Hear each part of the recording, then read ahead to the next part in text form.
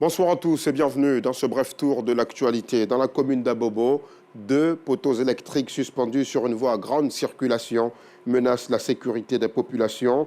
Elles ont entrepris plusieurs démarches auprès des autorités compétentes pour les faire réparer. Cependant, ces démarches sont restées sans suite.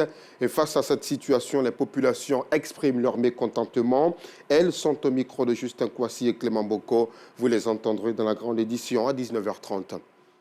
Également dans l'édition de ce soir, nous irons à la nouvelle gare d'Adjamé. L'ambiance y est toute particulière à 6 h du matin. À 7 h, les voyageurs et les transporteurs s'activent pour effectuer les premiers départs afin d'éviter les embouteillages après l'aurore. Sortir tôt le matin est un moment propice pour les commerçants de petit déjeuner pour attirer le maximum de lève tôt. Notre reporter Clarisse Kanyala a fait le constat très tôt ce matin. Vous le verrez à 19h30.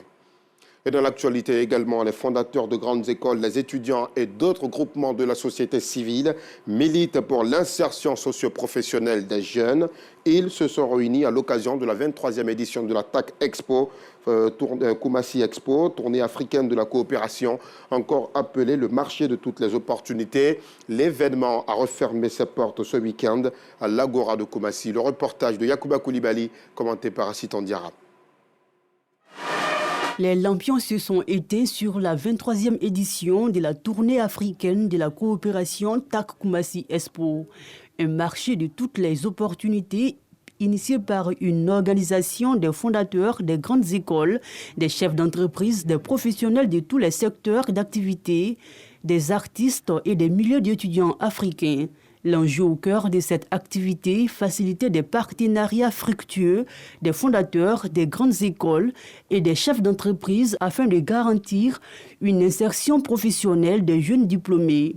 Selon les organisateurs, cette édition a tenu toutes ses promesses. L'événement de cette année est un peu spécifique parce qu'il y a la mise en place de l'ordre des établissements supérieurs privés qui ont pour rôle de pouvoir coordonner les activités des différents établissements des différents pays. Maintenant, l'ordre a pour rôle de pouvoir conjuguer les événements, les activités de ces différents conseils et pour permettre aux étudiants d'avoir des formations qui seront transversales. Je suis bien content de prendre les rênes de cette structure et de pouvoir conduire les choses jusqu'à ce qu'on arrive à une finalité qui est vraiment acceptée par tous. Une initiative qui ne laisse pas le représentant du Tchad, pays à l'honneur indifférent. Le président de la République du Tchad, donc le président de transition actuel, a mis un accent particulier sur l'entrepreneuriat de tous les jeunes, a mis en place différents mécanismes de financement de l'entrepreneuriat des jeunes afin de lutter contre le chômage. On n'apprend pas forcément à l'école pour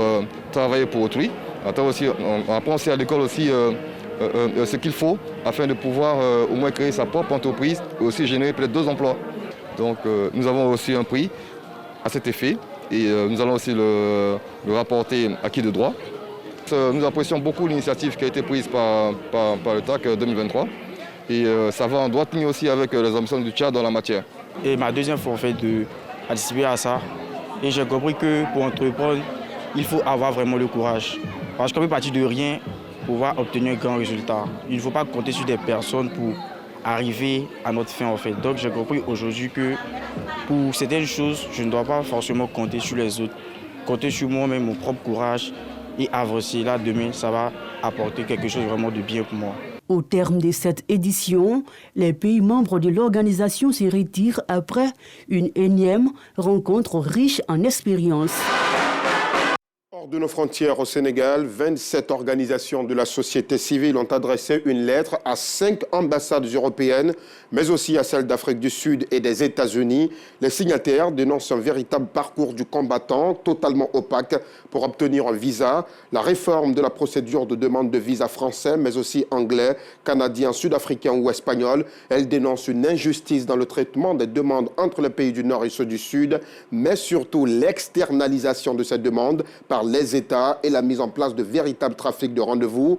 Combien d'universitaires, d'hommes d'affaires, de patients, d'étudiants, de parents n'ont pu se déplacer pour se soigner ou pour participer à des forums parce que tout simplement, nous ne pouvons pas trouver de rendez-vous. C'est indigné Marina Kabou, membre du collectif des organisations de la société civile pour la protection des droits des migrants, à l'initiative de cette pétition. C'est tout pour ce Flash Info. On se retrouve à 19h30, si Dieu le veut.